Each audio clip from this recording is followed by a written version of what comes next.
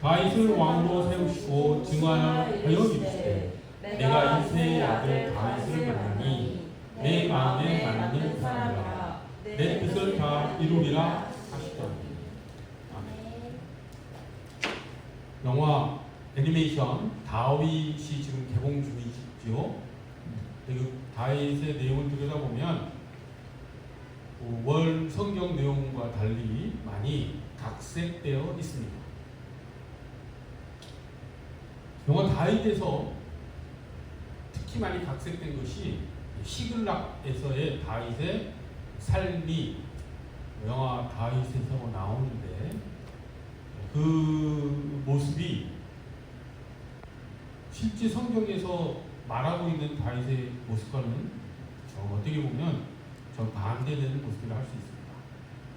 시글락은 다윗이 블레셋에 망명하여 당시 블레셋 왕으로부터 하사받은 땅이죠. 그리고 다윗은 그 시글락에서 살아가기 위해서 주변 마을들을 약탈하면서 삽니다. 그런데 이제 다윗이 그 주변 마을에 블레셋 마을도 있고 유대 마을도 있는데 블레셋 마을을 약탈하죠. 그리고 이제 블레셋 왕에게 보고하기는 유대 마을을 약탈했다라고 보고합니다. 거짓 보고를 하죠. 자기 민족을 차마 약탈할 수 없어서 그런 것 같습니다. 그런데 아주 끔찍한 일이 벌어지는데, 다윗이 블레셋 마을을 약탈하고 만약에 거기에 이제 살아남은 사람들이 있으면 그들이 블레셋 왕에게 그 일을 이제 보고할 것이 두려워서 다윗은 그 마을에 아무도 살려두지 않습니다. 참으로 어떻게 보면은 끔찍한 죄이죠. 다윗은 그런 사람이었습니다. 그런데 영화 다윗에서는 그런 부분들을 전혀 다루지 않죠. 그리고 이제 블레셋과 유대가 전쟁을 하는데, 다윗은 이제 블레셋 왕이 부르니 같이 병사를 모집해서 유대와 싸울 그런 처지에 빠집니다.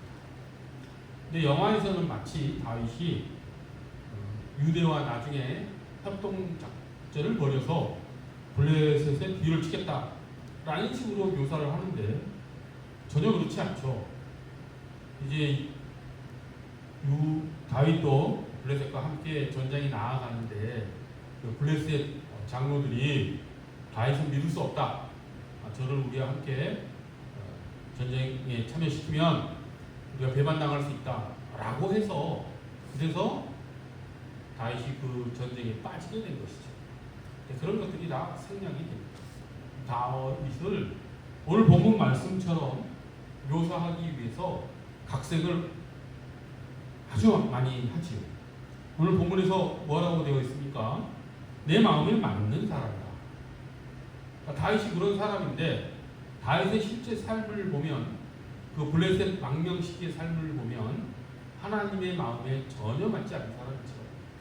그리고 우리가 익히 알다시피 다윗은 또 밧세바를 범하고 그 남편 우리아를 아주 교묘한 방법으로 죽이기까지 하지 않습니까? 그런 것을 봤을 때 다윗은 하나님의 마음에 합한 사람이기는커녕 아주 악한 사람이지요. 그래서 우리는 이 본문이 하나님께서 왜 다윗을 내 마음에 맞는 사람이라고 했을까?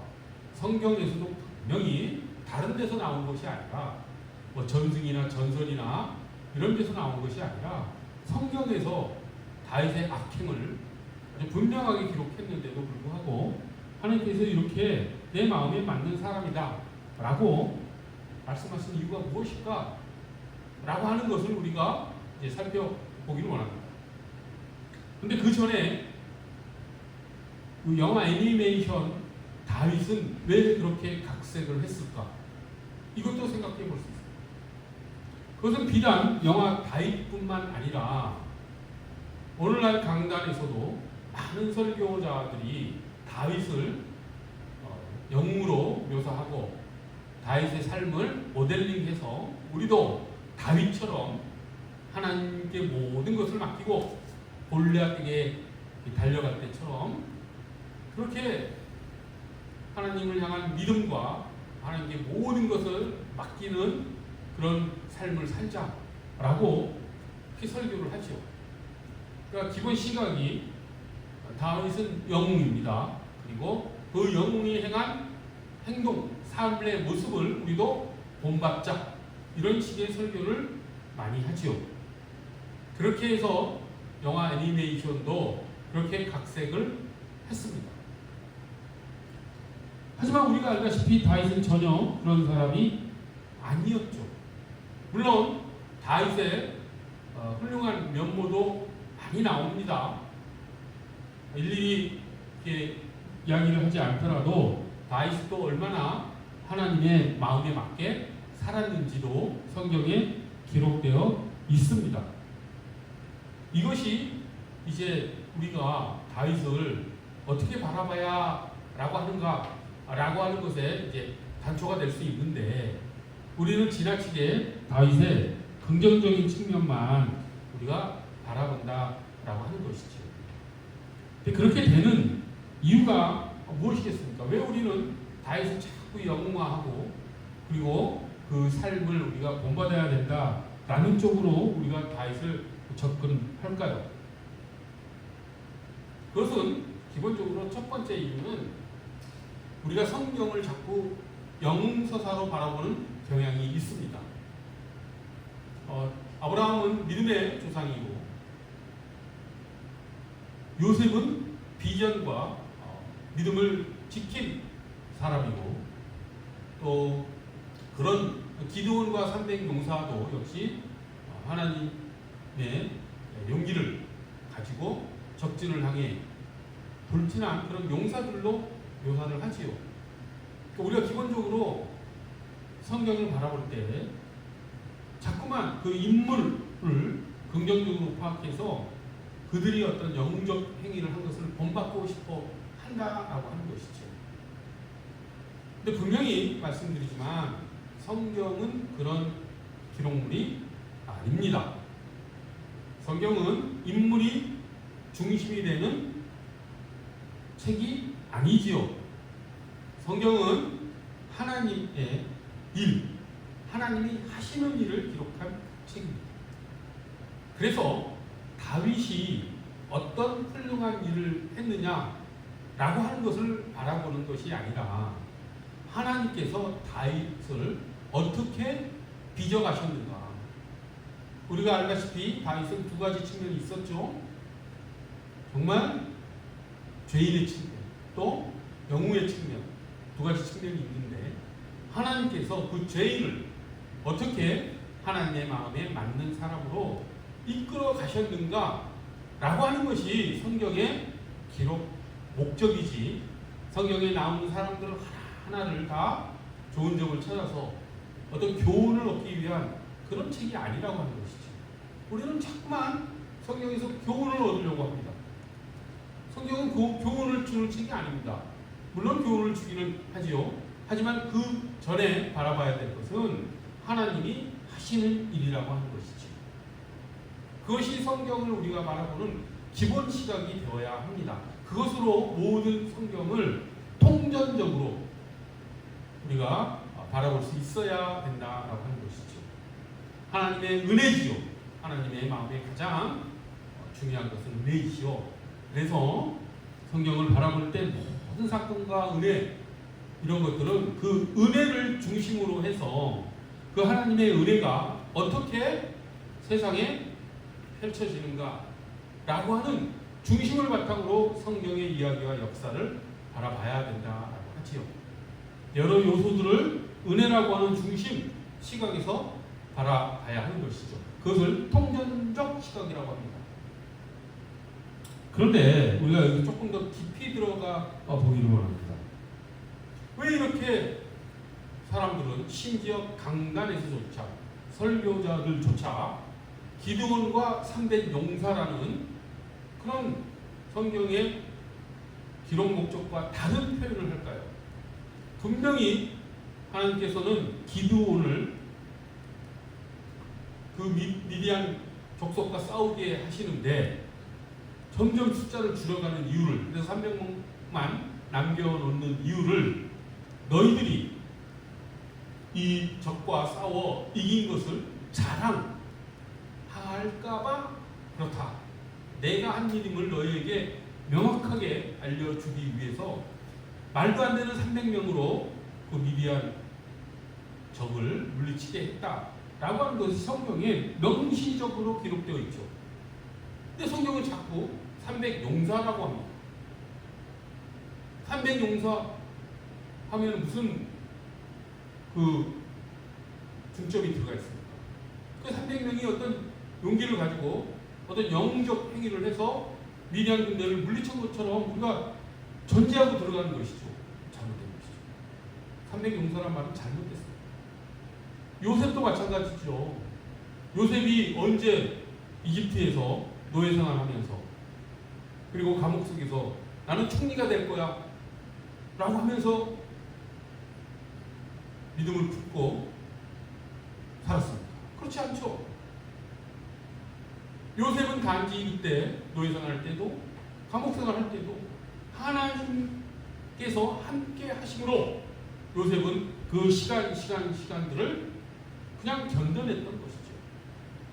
요 하나님께서 함께 하시면서 요셉을 만들어 가신 것입니다. 요셉이 중심이 아니죠.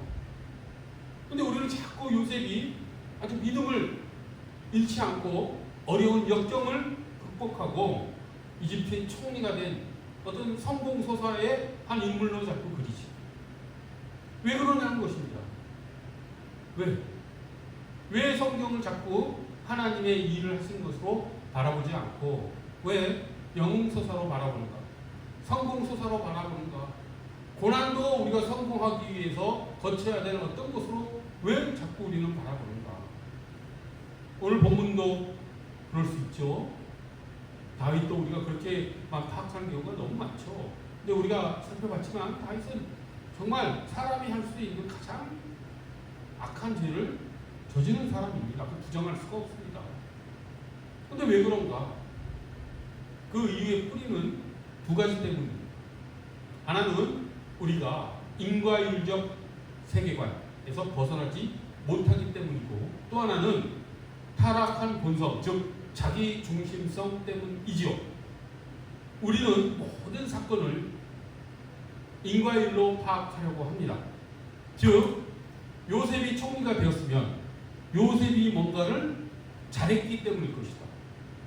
다윗이 하나님의 마음에 합한 사람이고 이스라엘이 왕이 되었더라면 다윗이 뭔가 훌륭한 사람이었기 때문일 것이다 라고 하면서 그 원인들을 가지고 결과를 해석해 내려고 하는 것이죠. 이게 우리 인간이 가지고 있는 아주 뿌리 깊은 습성입니다. 인과율적으로 모든 것을 파악하는 것. 물론 세상을 해석하는 데 있어서 인과율이 아주 중요한 원칙이지요. 인과율이 적용되는 것이 아주 많습니다. 그러나 하나님의 나라는 그렇지 않죠. 하나님 나라는 그 인과율을 뚫고 나오는, 인과율을 초월하는 은혜의 나라입니다. 은혜가 무엇입니까? 아무런 조건 없는 사랑이죠. 자격이 있어서 우리를 구원하셨다. 우리에게 어떤 구원받을 만한 원인이 있기 때문에 우리를 구원하셨다. 기독교 성실하고 어떻게 됩니까? 완전히 반대되는 것이죠. 근데 우리 마음 안에 그 인과적 세계관이 자꾸만 이 은혜적 하나님의 나라를 전적으로 인정하지 않습니다. 자꾸만 인과율적으로 하나님의 일을, 성경을 바라보려고 하죠. 그래서 끊임없이 원인에 의해서 결과가 있을 거야. 다윗은 뭔가 잘했으니까 왕이 됐겠지. 요셉은 뭔가 훌륭하니까 총리가 됐겠지. 기드온도 훌륭하니까 그 미디안 군사, 그 많은 미디안 군사들을 물리쳤겠지. 그들은 용사일 거야. 이런 관점으로 가는 것이죠. 중심성이 그것을 어떻게 더 해석해 들어갑니까? 자기 성공 서사와 내가 이 성경에 나오는 성공 서사를 교훈으로 해서 나도 성공해야지 라고 하는 쪽으로 바라봅니다. 그래서 그렇게 설교하는 것을 좋아하죠. 우리가 익히 알다시피 우리가 어떤 유튜브 프로그램 같은 거, 콘텐츠 같은 것을 어떻게 소비합니까? 그 유튜브 콘텐츠 내용이 내가 좋아할 만한 말을 해주는 콘텐츠를 보지요. 그 사람 말에 우리가 설득되어서 우리가 그 내용을 좋아하는 것이 아니라 우리가 좋아하는 말을 그들이 해주기 때문에 우리가 그 유튜브 콘텐츠를 계속 소비하는 것이죠.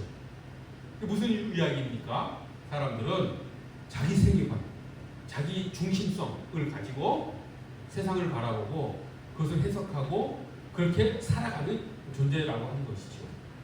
그것이 성경을 바라보는 시각마저도 잠입해 들어가게 되는 것입니다. 다시 말씀드리지만 우리가 성경을 바라볼 때 인과율적 세계관을 바탕으로 자기 중심적으로 성경을 해석해 내기 때문에 자꾸만 성경을 교훈적인 것으로 성공 서사로 왜 내가 성공하고 싶으니까 영웅 서사로 왜 나도 영웅과 같이 되고 싶으니까 라고 하면서 성경 이야기를 우리가 소비하는 것이죠. 근데 성경은 그런 세계가 기록된 게 아니지요. 아브라함이 자격이 있어서 하나님께서 불러내셨으니까 아브라함은 어떤 사람이었습니까? 이방 땅에서 우상을 숭배하는 가족이지 않았습니까? 그러나 아브라함을 하나님께서 믿음의 조상으로 만들어 가신 것이죠. 야곱은 어떻습니까? 정말 자신의 욕망, 야망에 집착하면서 살던 사람이지 않습니까?